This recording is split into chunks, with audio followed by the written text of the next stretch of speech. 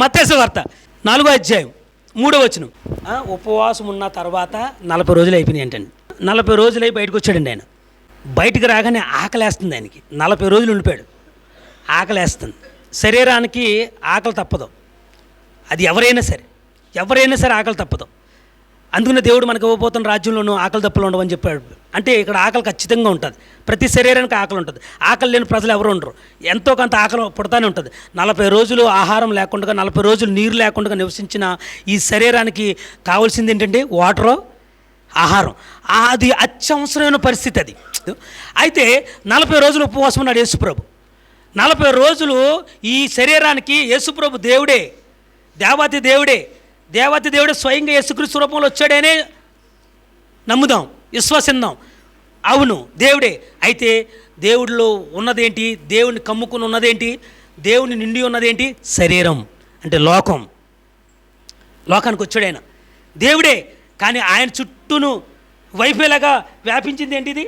ఆయన ఆత్మలోనైతే ఉంది, కానీ ఈ ఆత్మ కంటే ఈ ఆత్మను కదలకుండా చేసేది ఏంటి? ఈ శరీరం.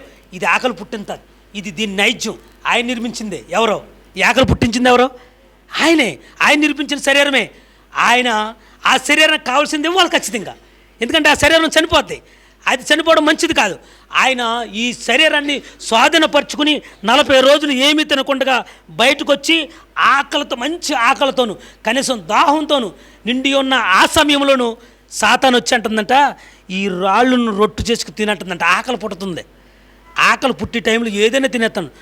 ఆకలి అంటండి రుచి ఎరగదంట, నిద్ర అంటండి సుఖం ఎరగదంటండి. ఆకలి. ఆ సమయంలో సాతాను వచ్చింది. ఏమొచ్చింది? సాతాను వచ్చి ఏమంటుంది? రాళ్ళని రొట్టెలు చేసుకోమని. ఆయన అంత ఆకలిగా ఉండి శరీరాన్ని బ్రతికించాలి. ఖచ్చితంగా శరీరాన్ని బ్రతికించాలి. బాగా ఆలోచించండి ప్రియమైన. దేవత దేవుడే కావచ్చు, శక్తిగల దేవుడే కావచ్చు, పవర్ గల దేవుడే కావచ్చు, కానీ శరీరం వేరు. బాగా ఆలోచించాలి. ఈ శరీరం వేరు. ఈ శరీరానికి ఇవ్వాల్సిందే, లేకపోతే ఈ శరీరం క్షీణించిపోద్ది. ఈ శరీరం క్షీణించిపోతే యేసుప్రభు ఆలోచనలు, యేసుప్రభు తలంపులు, యేసుప్రభు పెట్టుకుని వచ్చిన ఆ ప్రణాళిక నెరవేర్చబడదు. ఈ శరీరాన్ని నిలబెట్టవలసిన బాధ్యత, ఈ శరీరాన్ని కాపాడవలసిన బాధ్యత ఎవరిదే? యేసుప్రభుది. ఈ శరీరాన్ని ఇట్టు పరిస్థితుల్లో నిలబెట్టాలంటే, ఈ శరీరాన్ని ఇట్టు పరిస్థితుల్లో కాపాడుకోవాలంటే ఆహారం తినాలి. ఖచ్చితంగా ఆహారం తినాలి. ఆహారం తింటేనే ఆయన కార్యం వద్ది. అంతే కదండి. శరీరం కాపాడుకోకపోతే సిలువ ఎక్కలేడు ఆయన. అక్కడితోనే ప్రయాణం ఆగిపోద్ది. అక్కడితో ప్రయాణం ఆగిపోతే సిలువ దగ్గరికి వెళ్ళకపోతే మనం ఈ రోజున ఇక్కడ ఉన్నాం కదా. అందుకని మంచి ట్విస్ట్ ఎట్టింది ఎవరో? సాతాను. మంచి ఆకలి మంది ఉన్నప్పుడు ఖచ్చితంగా తినాలి బాసు. మన మాట అనకపోతే ఇది ఏ రాజ్యం అనుకుంటున్నా? పైన నీ పప్పులు కొడితే కింద ఉడకవు అన్నదంట. ఏమన్నదే? సాతాను చేసిపోతే ఏమంటుందే? ఇది పైన ఉడికితే నీ పప్పులు కింద ఉడకో, ఇది నాది అన్నదంట. నాది ఇప్పుడు నువ్వు ఏమైనా సరే తినాలంట. అక్కడ ఏం రాసిందే? ప్రతి మాట వలన జీవించును రాయబడి. దేవునికి స్తోత్రం చెప్పండి. దేవుడు నోటి నుంచి వచ్చి ప్రతి మాట వలన జీవించాడంటే మనిషి. అంటే ఈ మాటలు మనకైతే శక్తినిస్తాయి, బలాన్ని ఇస్తాయి, ఆరోగ్యాన్ని ఇస్తాయి అనేది ఒక ఎత్తు అయితే, ఆయన మాటలు ఉన్న పరమార్థం ఏంటంటే, నువ్వు చెప్పడం కాదు, నాకు పరలోకపు తండ్రి ఒక ఆయన ఉన్నాడు, నేను ఆయన నిన్న పుట్టుకొచ్చాను, ఆయన నిన్నమే నేను చెప్తాను, నాకు ఒక ప్రణాళిక అవుతుంది, ఆయన చెప్పే ఆజ్ఞ ఇంకా రాలేదు, ఆజ్ఞకు ముందు నువ్వు వచ్చావు అన్నాడు. అంత దేవునికి స్తోత్రం అని చెప్పండి. చెప్పలు కూడా దేవుని మహిమపరచండి. మీకు అర్థమైందండి? దేవుని ప్రణాళిక ఉందండి. దేవుని నిర్ణయంతో భూమి మీదకి వచ్చాడండి. ఆయన శరీరాన్ని లోపరుచుకున్నాడు. ఎక్కడికి వెళ్ళి?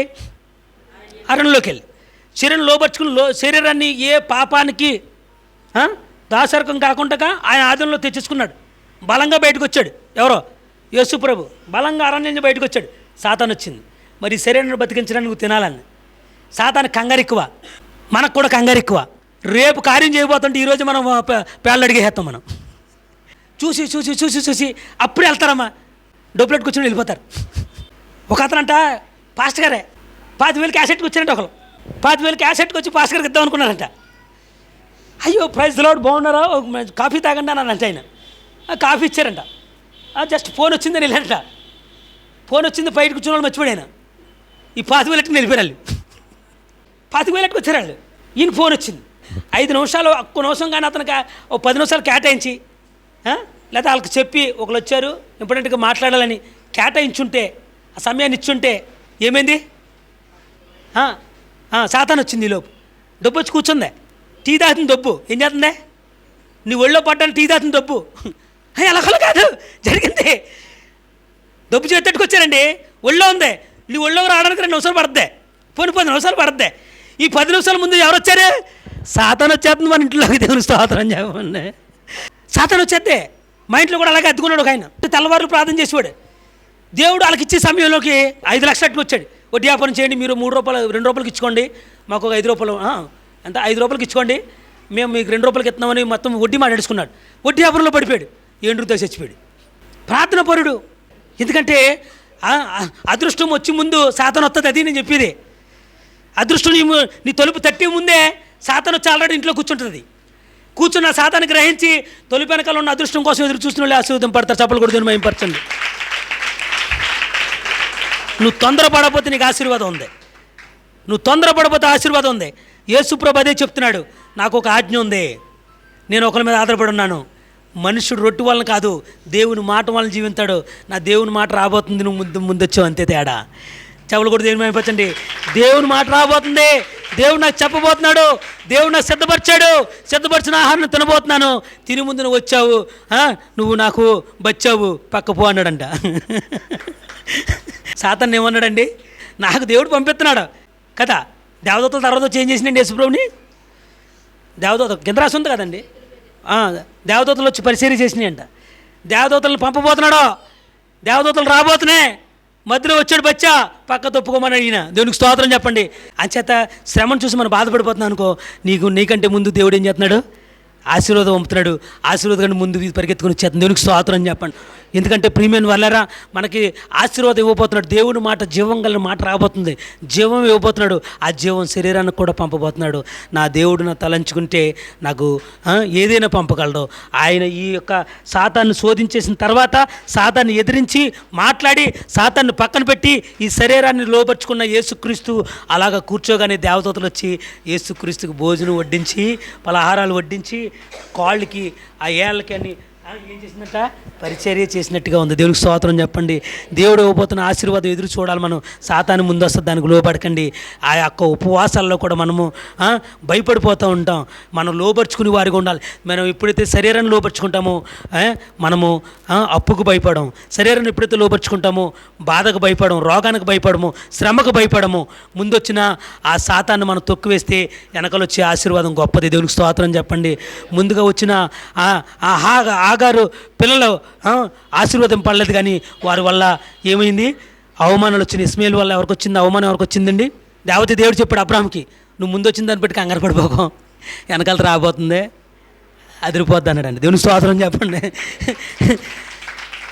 అదిరిపోయాడు ఇస్సాకు ద్వారా నీకు వాగ్దానము, ఇస్సాకు ద్వారానే ఆశీర్వాదం. ఇస్సాకు నిన్ను కలకాలం చూసుకుంటాడు. దేవునికి స్తోత్రం చెప్పండి. దేవుడు నిన్ను కలకాలం చూసుకుంటాడు. యేసయ్య నిన్ను ఏర్పరచుకున్నాడు అంటే ఆయన నిన్ను ఏర్పరచుకున్నాడు కనుక నీ వారసత్వాన్ని ఎప్పుడైతే ఇచ్చాడో, ఆస్తి కర్తవు కనుక నీ ఆస్తి ఎప్పుడో దేవుడు ఆశీర్వదించాడు. అది పొందుకోవడానికి నీకును దేవునికి మధ్యలో ఎవరున్నారో? సాతాను ఉంది. ఆ సాతాన్ని పక్కకు పోమంటే ఆ ఆశీర్వాదం పొందుకోగలుగుతావు. ఉపవాసం ఉండి మనం శరీరం లోపరుచుకుందాం. యేసుప్రభు శరీరం లోపరుచుకున్నాడు. ఆశీర్వాదం దాని అంతటి అదే మన ఇంట్లో ఉంటుంది. దేవునికి స్తోత్రం చెప్పండి. ఆశీర్వాదం దాని అంతటి అదే మన ఇంట్లో ఉంటుంది. నువ్వు ఉపవాసాల్లో ఏం చేయాలి? మనము శరీరాన్ని లోపరుచుకోండి, స్వాధీనపరచుకోండి. యేసుప్రభు పగలో రాత్రి చేసాడేమో, పని మనం పగల ఒకటే చేస్తున్నామేమో, బాగానే ఉపవాసం ఉంటున్నాం. అంటే ఆ ఉపవాసం ఫలితం ఏంటంటే అది శరీరాన్ని మనం ఏం చేయాలి? స్వాధీనపరచుకోవాలి. మన ఆత్మ చెప్పిన మాట శరీరం వినాలి. మన ఆత్మ ఏదైతే చెప్తుందో అది శరీరం లోబడాలి. అది చేసుకుని బయటకు వచ్చాడు యేసుప్రభు. అందుకునే చెప్పాడు యేసుప్రభు, నా దేవుడు పంపించబోతున్న ఆహారం ఉంది, నువ్వు ముందుగా వచ్చావు, నీ ఆహారం నాకు వద్దు, ఈ రాళ్ళు తినవలసిన అవసరం నాకు లేదు, నాకు పరలోక రాజ్యం నుంచి మన్నా పంపిస్తున్నాడు. దేవునికి స్తోత్రం అని చెప్పండి. దేవుని ఆశీర్వాదం బాధ పెట్టదు. దేవుని ఆశీర్వాదం నిన్ను అవమానపరచదు. దేవుడిచ్చే ఆస్తి నిన్ను అవమానపరచదు. దేవుడిచ్చే డబ్బు నిన్ను తొందర పెట్టదు.